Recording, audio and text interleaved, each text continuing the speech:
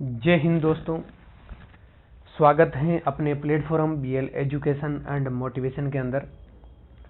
अपने परिवार से जुड़े रहें। Telegram channel BL education and motivation भी आप ज़रूर ज्वाइन करें। आज की हमारी क्लास उन तमाम एग्ज़ाम के लिए इम्पोर्टेंट है जहां से हमारे मध्यकालीन भारत या मध्यकालीन इतिहास से हमारे क्वेश्चन आते हैं, और आज हम इनको एक बहुत ही अच्छे कहानी के वे के अंदर हम इनको याद करेंगे, इनको पढ़ेंगे, ताकि हमें ये बिल्कुल समझ में आ जाए कि हम किसके बारे में पढ़ रहे हैं और ये क्यों पढ़ रहे हैं। दोस्तों, बात है 7वीं सदी के अंदर की, जब 7वीं सदी के अंदर हर्ष का साम्राज्य जब पतन हुआ और उसके बाद उत्तर भारत और दक्कन और दक्षिण भारत में अनेक बड़े राज्य पैदा हुए। उत्तर भारत में गुप्त साम्राज्य और हर्ष के साम्राज्य के समान कोई भी राज्य गंगा की पूरी वादी को अपने नियंत्रण में लाने में सफल नहीं रहा। गंगा की वादी की जनसंख्या और दूसरे संसाधन ही वे आधार थे जिनके सहारे गुप्त राजाओं और हर्ष ने अपना नियंत्रण गुजरात पर स्थापित किया था, जो अपने समृद्ध बंदरगाहों और निर्मित वस्तुओं के कारण विदेशी व्यापार के लिए महत्वपूर्ण था। मालवा और राजस्थान गंगा वादी और गुजरात के बीच की अनिवार्य कड़ी थे।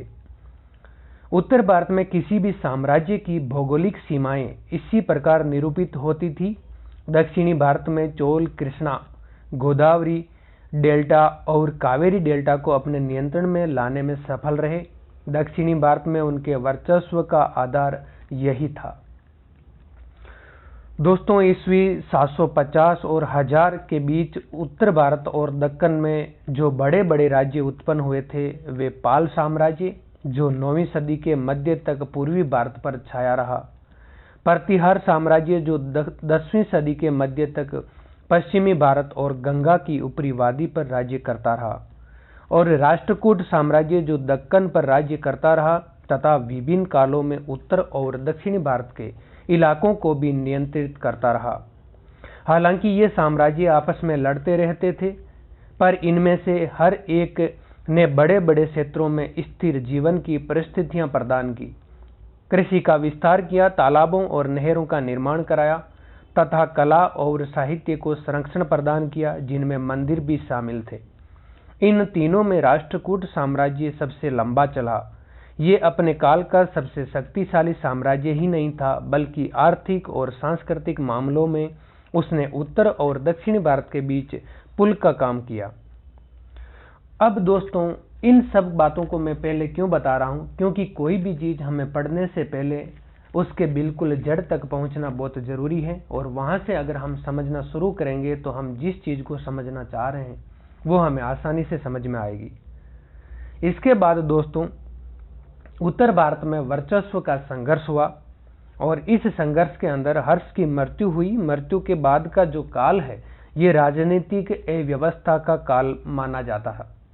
कश्मीर के राजा ललितादित्य ने कुछ समय तक पंजाब को अपने नियंत्रण में रखा। उसका नियंत्रण कन्नौज पर भी रहा, जिसे हर्ष के दिनों से ही उत्तर भारत में प्रभुसत्ता का प्रतीक माना जाता था। आगे चलकर यही स्थिति दिल्ली की हो गई। कन्नौज पर नियंत्रण का मतलब गंगा की ऊपरी वादी तथा उसके व्यापार और समृद्ध कृषि संसाधनों पर नियंत्रित प्राप्त कर लेना भी था। ललितादित्य ने बंगाल अर्थात गौड़ पर भी हमला किया और उसके शासक को मार डाला, पर पाल और गुर्जर प्रतिहार वंशों के उदय के साथ ही उसकी शक्ति समाप्त हो गई। पाल और प्रतिहार बनारस से लेकर दक्षिणी बिहार तक के क्षेत्र पर नियंत्रण के लिए आपस में टकराते रहे। इस क्षेत्र में भी समृद्ध संसाधन थे तथा साम्राज्य से संबंधित अपनी सुविकसित परंपराएं थी। दक्कन के राष्ट्रकूटों से भी प्रतिहारों का टकराव होता रहा। ये चीज मैंने इसलिए बताई क्योंकि 7वीं सदी के अंदर हर्ष की मृत्यु हुई, और मृत्यु उपरांत विभिन्न क्षेत्र है जिनके अंदर विभिन्न शक्तियां उत्पन्न हुई, और हर्ष की मृत्यु के उपरांत का जो काल है विभिन्न राजनीतिक व्यवस्थाओं का काल माना गया। और कश्मीर का जो शासक ललितादित्य उसने कन्नौज और बंगाल के गौड़ों पर आक्रमण किया और गौड़ शासक पर हमला करके उसे मार दिया, और ये तब तक वहां पर टिका रहा जब तक पाल और गुर्जर प्रतिहार वंशों का उदय नहीं हुआ। और इनका उदय होने के पश्चात ये जो ललितादित्य है कश्मीर के शासक, इनका जो शक्ति है ये शक्ति क्षीण हो गई और इसके बाद में इस क्षेत्रों के अंदर उदय हुआ 4 महान साम्राज्यों का, जिसके अंदर मैंने अभी आप लोगों को बताया पहले, पाल साम्राज्य, प्रतिहार साम्राज्य और राष्ट्रकूट साम्राज्य। इन साम्राज्यों का यहाँ पर उदय हुआ और इसी बीच में हम पढ़ेंगे आज हमारा पाल साम्राज्य, जो 750 ईस्वी से 850 ईस्वी लगभग 100 वर्षों तक पाल साम्राज्य का आधिपत्य रहा। और इस आधिपत्य के अंदर पाल साम्राज्य की स्थापना संभवतः 750 ईस्वी के अंदर गोपाल ने की। 750 ईस्वी के अंदर पाल साम्राज्य की स्थापना किसने की? गोपाल ने की। यानी कि गोपाल है वो पाल साम्राज्य का संस्थापक हुआ। जब उस क्षेत्र में व्याप्त अराजकता को समाप्त करने के लिए क्षेत्र के अग्रणी व्यक्तियों ने उसे राजा चुन लिया, यानी कि गोपाल को राजा चुना गया। गोपाल शाही परिवार तो दूर, परंतु गोपाल किसी ऊंचे परिवार में भी नहीं जन्मा था और उसके पिता संभवतः एक क्या थे? सैनिक थे। गोपाल के पिता एक सैनिक थे, न ये कोई शाही परिवार से थे और न ही ये बहुत ऊंचे घराने या बहुत ऊंचे परिवार से थे, परंतु अराजकता को समाप्त करने के लिए वहां के कुछ अग्रणी व्यक्तियों ने गोपाल को राजा चुना। इसके पश्चात गोपाल ने अपने नियंत्रण में बंगाल का एकीकरण किया और मगध बिहार तक को अपने अधीन ले लिया। गोपाल ने मगध बिहार यहां तक बंगाल को एकीकरण करके इनको भी अपने कब्जे के अंदर लिया। 770 ईस्वी में गोपाल का पुत्र धर्मपाल राजा बना। 770 ईस्वी के अंदर गोपाल का पुत्र धर्मपाल यहाँ का शासक बना, पाल साम्राज्य की गद्दी पर बैठा। दोस्तों, गोपाल ने 810 ईस्वी तक शासन किया। गोपाल ने 770 ईस्वी से 810 ईस्वी तक यहाँ पर शासन किया, यहाँ पर राज किया और कन्नौज और उत्तर भारत पर नियंत्रण के लिए पालों, प्रतिहारों और राष्ट्रकूटों का त्रिपक्षीय संघर्ष उसके शासनकाल का मुख्य तत्व था। अब अगर आपको पूछा जाए, आपको ये समझ में आए कि धर्मपाल के समय वो कौन से त्रिपक्षीय संघर्ष हुआ करते थे जो इस साम्राज्य काल के प्रमुख तत्व थे, तो वो थे पाल, प्रतिहार और राष्ट्रकूट। इन तीनों के बीच में त्रिपक्षीय संघर्ष धर्मपाल के शासनकाल का मुख्य तत्व रहा। प्रतिहार राजा गोड़ बंगाल पर चढ़ाया था। प्रतिहार जो राजा गोड़ थे, प्रतिहार राजा, ये गोड़ जो बंगाल का क्षेत्र था, इनके ऊपर इन्होंने चढ़ाई की, लेकिन कोई निर्णय हो सके इससे पहले ही प्रतिहार राजा को राष्ट्रकूट राजा ध्रुव ने हरा दिया। दोस्तों, यहाँ पर ये जो त्रिपक्षीय संघर्ष हुआ था, इस संघर्ष के अंदर जब प्रतिहार राजा ने कहां पर आक्रमण किया? गोड़ पर आक्रमण किया और ये कहां के शासक थे? बंगाल। इनको ये हरा पाता। इसी से पहले प्रतिहार राजा को राष्ट्रकूट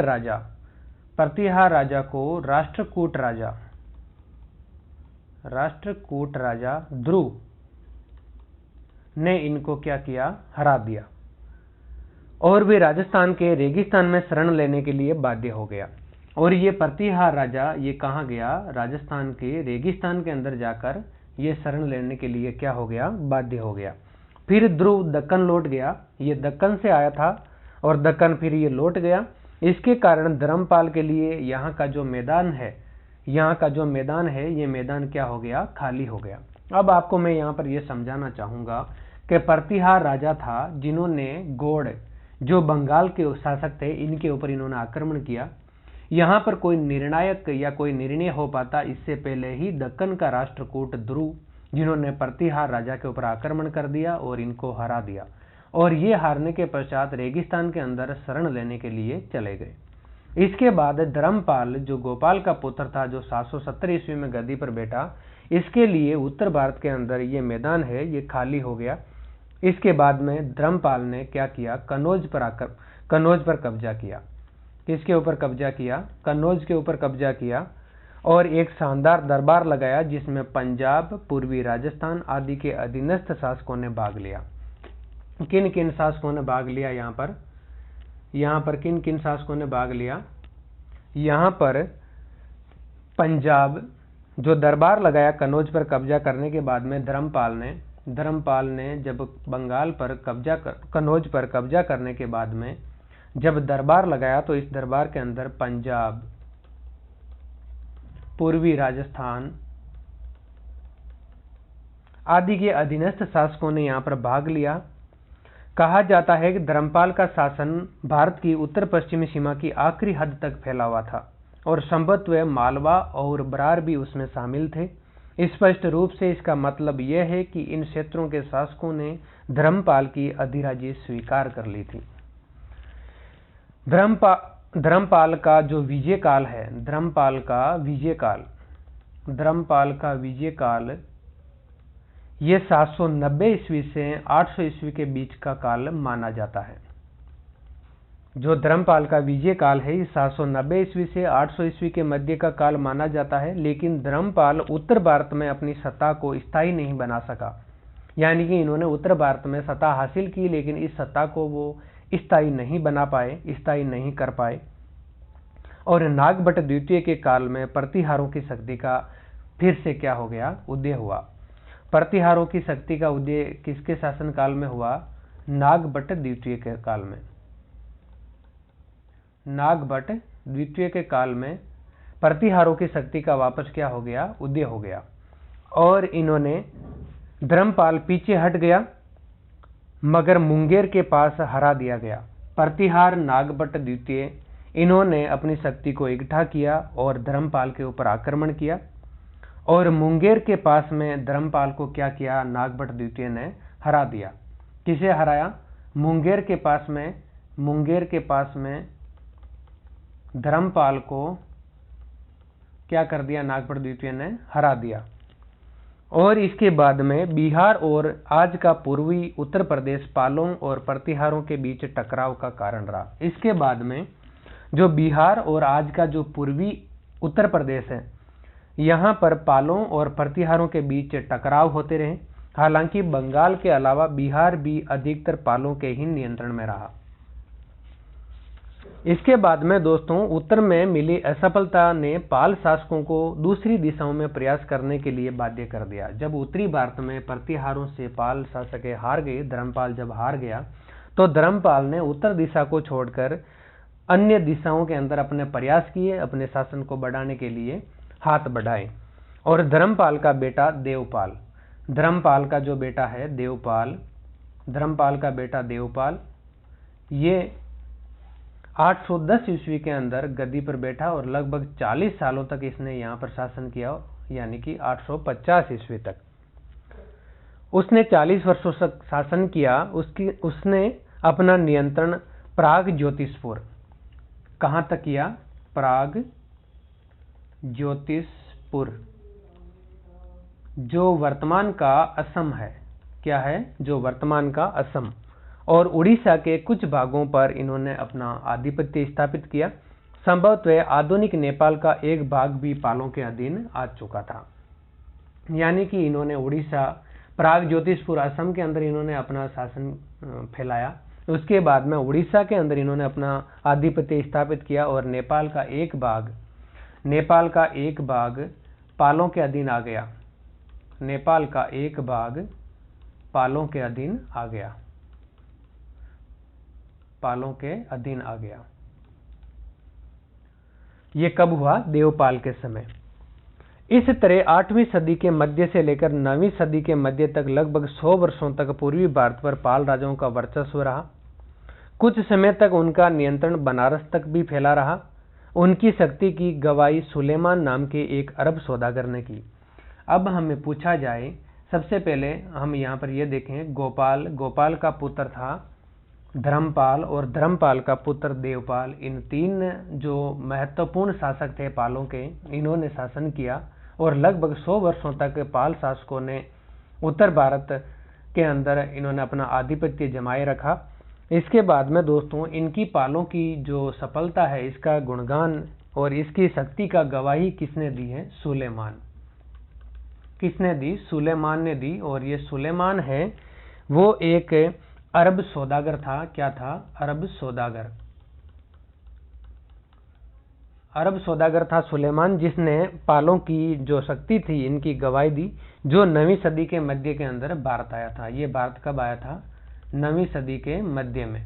9वीं सदी के मध्य में ये भारत आया और उसने यहाँ एक वृत्तांत लिखा।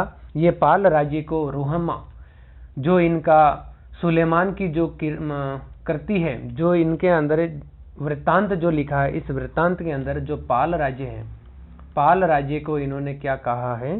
पाल राज्य को रुहमा या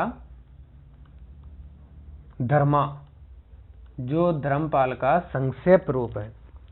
इसके अनुसार पाल राजा का अपने पड़ोसी प्रतिहारों और राष्ट्रकूटों से युद्ध चलता रहता था, पर उनकी सेना उनके विरोधियों की सेनाओं से अधिक थी। वे हमें बतलाता है कि 50,000 हाथियों की सेना लेकर चलना पाल राजा का कायदा था।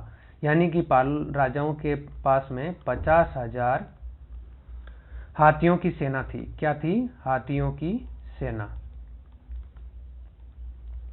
50,000 हाथियों की सेना किसके पास थी?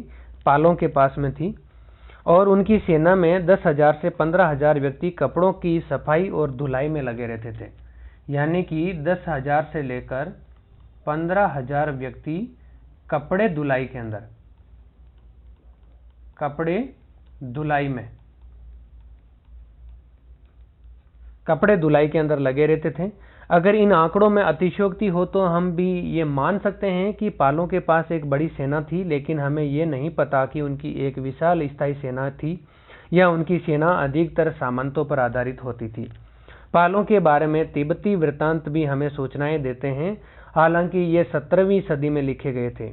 यानी कि जो पालों की कीर्ति है, ये पालों की कीर्ति किनके द्वारा भी लिखी गई? तिब्बती वृत्तांतों के अंदर भी लिखी गई, जो 17वीं शताब्दी में लिखे गए थे। 17वीं शताब्दी के अंदर, 17वीं शताब्दी के अंदर तिब्बती वृत्तांत लिखे, जिसके अंदर भी पालों का जो कीर्ति है इनका गुणगान किया गया।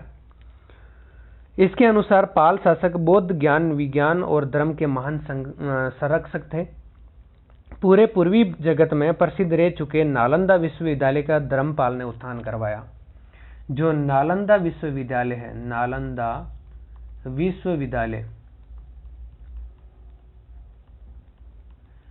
इसका उत्थान किसके द्वारा या पुनरुत्थान इसका किसके द्वारा किया गया?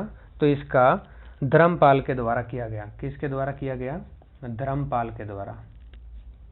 किसके द्वारा किया गया? धर्मपाल के द्वारा नालंदा विश्वविद्यालय का पुनरुत्थान किया गया। इसका पूरा खर्च करने के लिए उसने 200 गांव अलग कर दिए।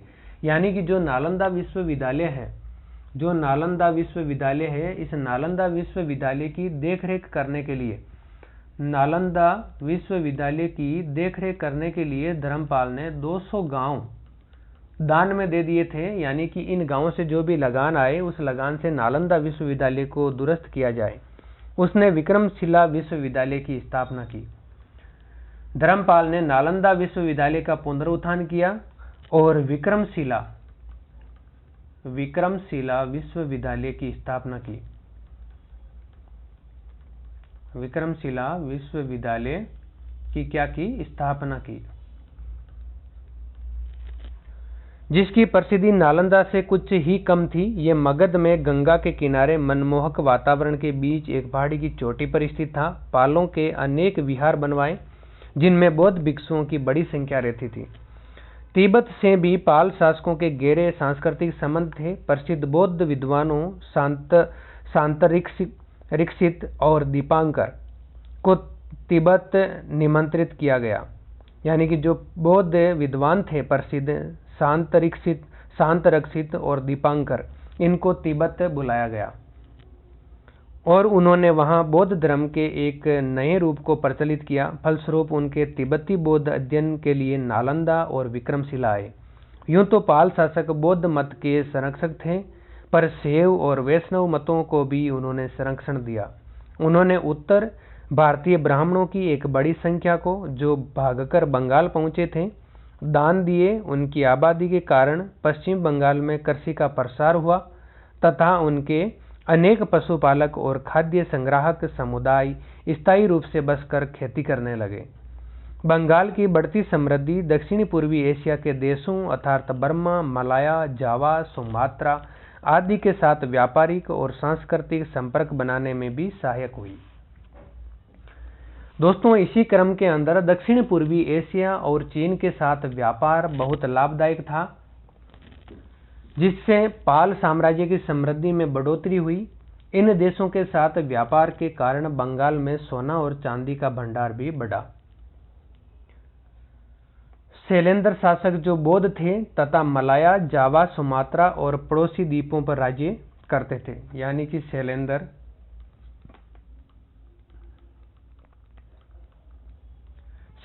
ये शासक कौन थे? बौद्ध थे। और ये कहाँ के शासक थे? मलाया, जावा, सुमात्रा ये जो द्वीप हैं और पड़ोसी जो द्वीप हैं, इनके ऊपर ये क्या करते थे? राज्य करते। उन्होंने पालों के दरबार में अनेक राजदूत भेजे। उन्होंने नालंदा में एक मठ बनाने की अनुमति मांगी। इन्होंने नालंदा के अंदर क्या बनाने की अनुमति मांगी? मठ बनाने की एक अनुमति मांगी। मठ बनाने की अनुमति मांगी। कहां पर? नालंदा के अंदर। तथा उसके रख रखाव के लिए पाल राजा देवपाल से 5 गांव देने की प्रार्थना की। और इन्होंने क्या किया? देवपाल से, जो पाल राजा देवपाल था, इनसे 5 गांव मांगे इसकी देख रेख करने के लिए और इसका रख रखाव करने के लिए। रख रखाव करने के लिए 5 गांव दान में मांगे। ये प्रार्थना मान ली गई। इसे दोनों के बीच घनिष्ठ संबंध का पक्का सबूत माना जा सकता है। इस काल में फारस की खाड़ी क्षेत्र के साथ भी व्यापार बढ़ा, यानी कि देवपाल के समय या पालों के समय फारस की जो खाड़ी है इसके अंदर भी व्यापार के जो संबंध हैं ये काफी बढ़े। इस तरह से दोस्तों 750 ईस्वी से 850 ईस्वी तक पाल साम्राज्य एक प्रगतिशील और बहुत ही फली फूलित होने वाला साम्राज्य रहा, जो उत्तर भारत के अंदर काफी दूर दूर तक इसकी सीमाएं विस्तारित हो रखी थी। उम्मीद करता हूं मैं आप लोगों को ये समझ में आया होगा। आगे हम इसके बाद में जो उत्तर भारत के जो महान 3 साम्राज्यों का जो युग था 8वीं से 10वीं सदी तक, इसमें से हमने एक पढ़ा है। आगे की कहानी के अंदर हम पढ़ेंगे प्रतिहारों के बारे में। जय हिंद, जय भारत।